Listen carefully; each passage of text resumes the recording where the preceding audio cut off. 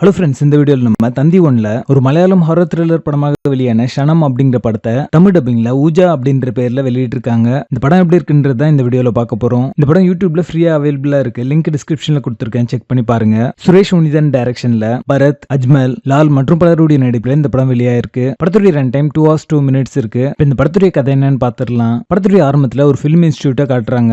அதுல ப்ரொஃபஸரா பரத் இருக்காரு. 4 பசங்களும் ஏஞ்சலிகா அப்படிங்கிற ஒரு பொண்ணும் பாத்தீங்கன்னா ஒரு ஃபைனல் இயர் ஸ்டூடெண்ட் ப்ராஜெக்டா ஒரு ஹாரர் படம் எடுக்கணும் அப்படின்ற மாதிரி பிளான் பண்றாங்க. அதுக்கு லொகேஷன் பார்க்கிறதுக்கு டி எஸ்டேட் பக்கத்துல இருக்கிற ஒரு வீட்டுக்கு பரத்தும் அந்த ஸ்டூடெண்ட்ஸும் போறாங்க. லால் ஒரு டிமானிஸ்டா இருக்காரு. இவர் ஆன்மாக்களோட வாழ்ந்துட்டு இருக்கிறத அந்த ஸ்டூடெண்ட்ஸ் பாத்துடுறாங்க. அதுல ஒரு பையன் பாத்தீங்கன்னா அதை பத்தி தெரிஞ்சுக்கணும் அப்படின்றதுல ஆர்வம் காட்ட ஆரம்பிக்கிறான். பேய்கள் மேல நம்பிக்கை இல்லாத பரத் பாத்தீங்கன்னா தன்னுடைய ஸ்டூடெண்ட்ஸை இந்த மாதிரியான விஷயங்கள் சொல்லி ஏமாத்தாதீங்க அப்படின்ற மாதிரி லால் கிட்ட சொல்றாரு. சோ பேய் இருக்கு அப்படின்றத நம்ப வைக்கிறதுக்காக லால் பாத்தீங்கன்னா இவங்களுக்கு ஒரு ஊஜா போர்டு கொடுத்து அதுல இருக்கிற ரூல்ஸை ஃபாலோ பண்ணி ஒரு ஆன்மாவை வந்து கூப்பிட சொல்றாரு. அந்த ஸ்டூடெண்ட்ஸும் பாத்தீங்கன்னா ஊஜா போர்டு மூலமா காயத்ரி அப்படிங்கிற ஒரு ஆன்மாவை வர வைக்கிறாங்க. அந்த ஆன்மா இவங்க கிட்ட கேட்ட ஹெல்ப் என்ன, அதை இவங்களால நிறைவேற்ற முடிஞ்சதா அப்படின்றத இந்த படத்துடைய கதையே. இந்த படத்துடைய பாசிட்டிவ்ஸ் அண்ட் நெகட்டிவ்ஸ் சேர்த்தே பார்த்துடலாம். இந்த படத்துல ஊஜா போர்டு சம்பந்தப்பட்ட அந்த சீக்வன்சஸ் எல்லாமே இன்ட்ரெஸ்டிங்கா இருந்தது. அதுதான் இந்த படத்துடைய இன்ட்ரெஸ்டிங் பார்ட் அப்படின்னே சொல்லலாம். படத்துல ஃபர்ஸ்ட் ஹாஃப்ல சில ஜம்ப் ஸ்கேர்ஸ் எல்லாம் பாத்தீங்கன்னா ஒரு மைல்டு என்டர்டைன்மெண்டா ஒர்க் அவுட் ஆச்சு அப்படின்னே சொல்லலாம். படத்துல நடிச்ச எல்லாருமே ஒரு நல்ல பெர்ஃபார்மன்ஸ் கொடுத்திருக்காங்க. ஏஞ்சலிகா ரோல்ல நடிச்சவங்க ரொம்ப நல்லாவே நடிச்சிருப்பாங்க. குறிப்பாக கிளைமேக்ஸ் சீக்வன்சஸ்ல அவங்க பேய் பிடிச்ச மாதிரி நடிச்சிருப்பாங்க. அந்த சீக்வன்ஸ் எல்லாம் பாக்கிறதுக்கு நல்லா இருக்கும். பட் இருந்தாலுமே பாத்தீங்கன்னா அந்த பேய்க்கான ஸ்பெஷல் எஃபெக்ட்ஸ் வந்து ஃபேஸ்ல வந்து பண்ணிருப்பாங்க. அது பாக்கிறதுக்கு கிட்ஸை விட்டு ஒரு ஃபேஸ் பெயிண்டிங் பண்ணா எப்படி இருக்குமோ அந்த மாதிரி தான் இருக்கும். அதனாலேயே பாத்தீங்கன்னா கோஸ்ட் வர காட்சிகள்ல இருக்கிற அந்த சீரியஸ்னஸ் டைல்யூட் ஆகுது. பேய்க்கான அந்த ஸ்பெஷல் எஃபெக்ட்ஸ் எல்லாம் நல்லா பண்ணியிருந்தாங்கன்னா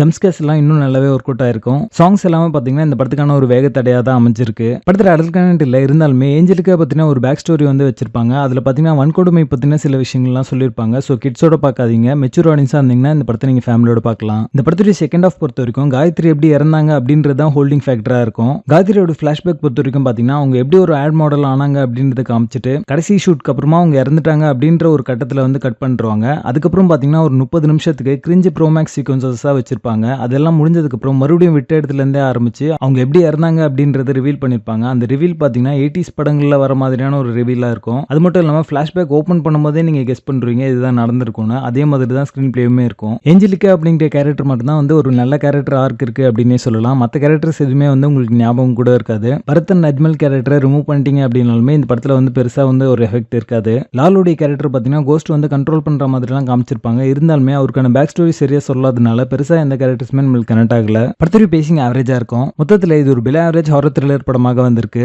ஊஜா படத்துக்கு எங்களோட ரேட்டிங் 4 out of 10.